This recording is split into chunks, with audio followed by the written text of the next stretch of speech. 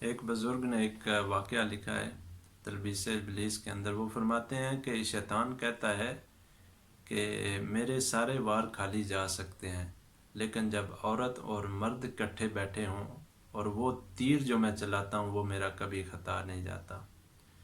تو اس لیے اس مخلوق تعلیمی نظام کے ذریعے جو لڑکیاں یا لڑکے پڑھ کر نکلتے ہیں، وہ پھر آپ نے دیکھا ہوگا پاکستان کے اندر یہ جو موم بتی مافیا آنٹیاں ہیں اور یہ سرخ طریقیں اور اس طرح کی پھر چیزیں پیدا ہوتی ہیں.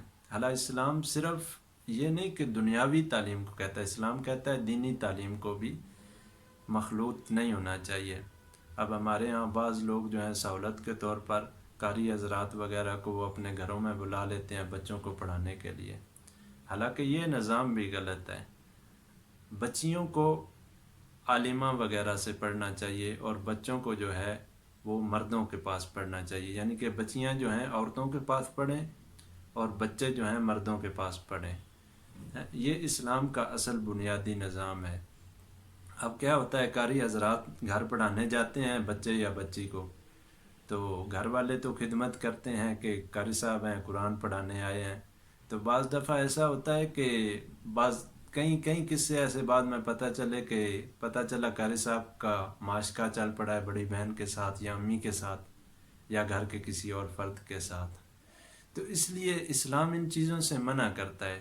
اپنے بچوں کو کبھی بھی مردوں کے پاس پڑھنے کے لیے نہ بھیجیں، چاہے وہ بالکل چھوٹی بچی ہو، 5 سال کی 7 سال کی بچیوں کو کبھی مردوں کے پاس نہ بھیجیں. اور بچے جو ہیں وہ مردوں کے پاس جائیں اور بچیاں جو ہیں وہ عورتوں کے پاس جائیں. اسلام کی اصل یہی تعلیم ہے.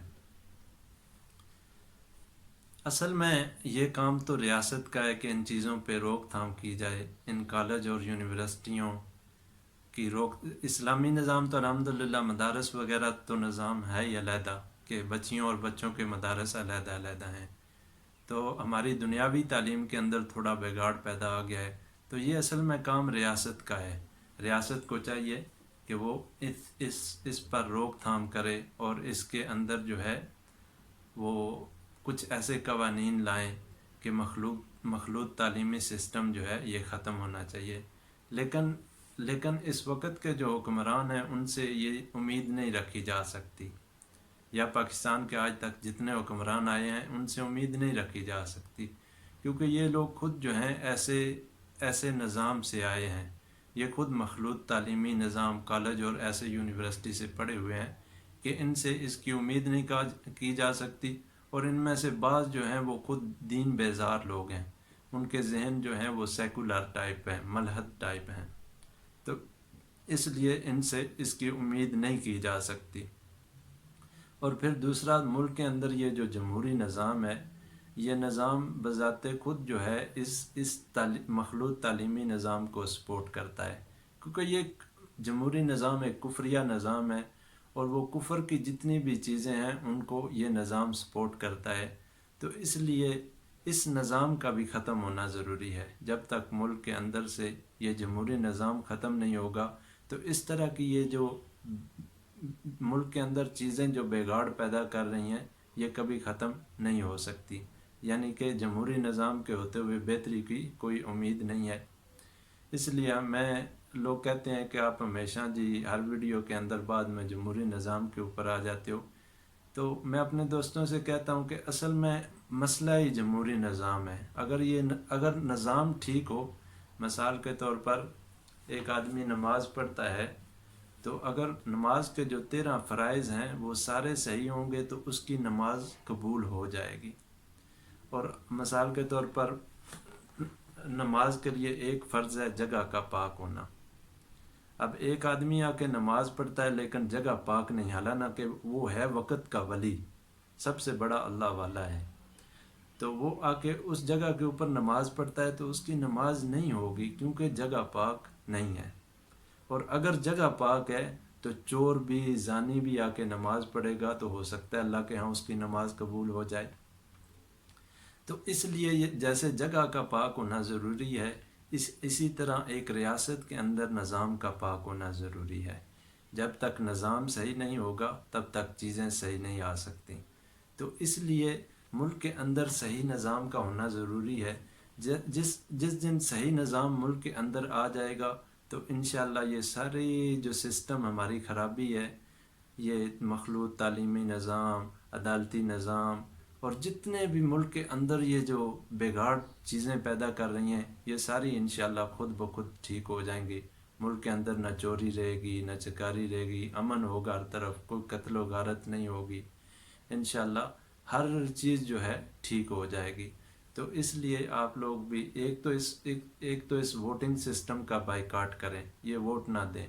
ووٹ دینے سے کیا ہوتا ہے، آپ اس جمہوری نظام کے ہاتھ کو مضبوط کر رہے ہو، اور یہ نظام جتنا مضبوط ہوتا جاتا ہے، یہ اس اپنے نیچے جتنے بھی چھوٹے چھوٹے سسٹم ہیں ان کو مضبوط کرتا ہے. مخلوط تعلیمی نظام کو مضبوط کرتا ہے، جمہوری عدالتی نظام کو مضبوط کرتا ہے. اور اس سے کیا ہوتا ہے، رشوت خوری، چوری چکاری، قتل و غارت اور کرائم بڑھتا ہے. تو اس لیے ایک تو اس جمہوری نظام کا بائیکاٹ کریں. آپ لوگ ووٹ نہ دیا کریں. ووٹ دینا اسلام کے اندر جائز نہیں ہے. آپ علماء کرام سے بھی جا کے پوچھیں. بعض علماء کہتے ہیں جی کوئی اور نظام نہیں ہے تو پھر ہم کیا کریں. نہیں، یہ کوئی دلیل نہیں ہے. حضرت خالد بن ولید رضی اللہ تعالیٰ عنہ اگر دیکھتے کہ رومیوں کا لشکر 1,00,000 ہے اور میرے پاس صرف 12,000 ہیں، میں ان سے کیسے لڑوں گا، یہ تو جی ناممکن سی چیز ہے.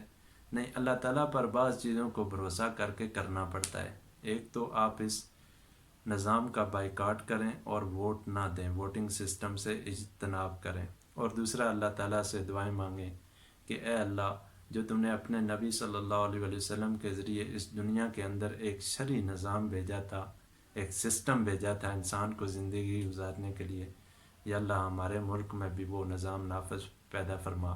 اللہ تعالیٰ کے لیے کوئی مشکل نہیں ہے. جب اللہ تعالیٰ کرنے پہ آتے ہیں تو بڑی بڑی دنیا کی جو چٹانیں ہیں اللہ تعالیٰ ان کو توڑ کے وَجَاءَ الْحَقُّ وَزَهَقَ الْبَاطِلُ إِنَّ الْبَاطِلَ كَانَ زَهُوقًا. جب حق آتا ہے تو باطل ٹوٹ جاتا ہے. باطل ایسے ہی ہے جیسے انڈے کا چھلکا ہے، ایک ٹھوکر سے سارا باطل ڈھیر کا ڈھیر ہو جائے گا. آج کے انسان کو نظر آتا ہے کہ دیکھو جی باطل کتنا پھیلا ہوا ہے اور پتہ نہیں یہ کیسے ہوگا. لیکن جب اللہ تعالیٰ حق لائیں گے تو انشاءاللہ یہ باطل ایسے پتہ چلے گا جیسے تھا ہی نہیں. جیسے لائٹ آن ہوتی ہے تو اندھیرا چلا جاتا ہے نا، ایسے باطل جائے گا. تو جب اللہ تعالیٰ چاہیں گے تو اللہ تعالیٰ سے ہم جب مانگیں گے تو اللہ تعالیٰ اس نظام کو لے آئیں گے. جب تک ہم نہیں مانگیں گے تو اللہ تعالیٰ بھی نہیں لائیں گے، کیونکہ بے طلبوں کو اللہ تعالیٰ نہیں دیتے. جو طلب کرے گا اللہ تعالیٰ اسے دیں گے. تو ایک تو اللہ تعالیٰ سے یہ دعا کریں کہ یا اللہ، جو تیرے نبی کے ذریعے تو نے ایک سسٹم، ایک نظام، ایک ریاستی نظام دیا تھا، یا اللہ وہ ہمارے ملک میں شرعی اسلامی نظام پیدا فرما. اور دوسرا یہ جو تعلیمی نظام ہے، اس کے اوپر ہم بھی کچھ روک تھام کر سکتے ہیں. اپنے بچوں کو ایسے اسکولوں میں نہ بھیجیں جہاں پر مخلوط تعلیمی سسٹم ہو، اور کوشش کریں کہ بچیوں کو چاہے وہ دینی تعلیم ہو چاہے دنیاوی ہو، وہ مردوں کے پاس نہ پڑھایا جائے. عورتوں کے پاس بچیاں جائیں اور بچے جو ہیں وہ مردوں کے پاس جائیں. اور اللہ تعالیٰ سے خوب دعائیں مانگیں کہ اللہ تعالیٰ ہماری ساری چیزوں کو صحیح کر دے. کرنے والی ذات تو اللہ تعالیٰ کی ہے. جب اللہ تعالیٰ چاہیں گے تو ہر چیز صحیح ہو جائے گی. اللہ تعالیٰ عمل کرنے کی توفیق عطا فرمائے.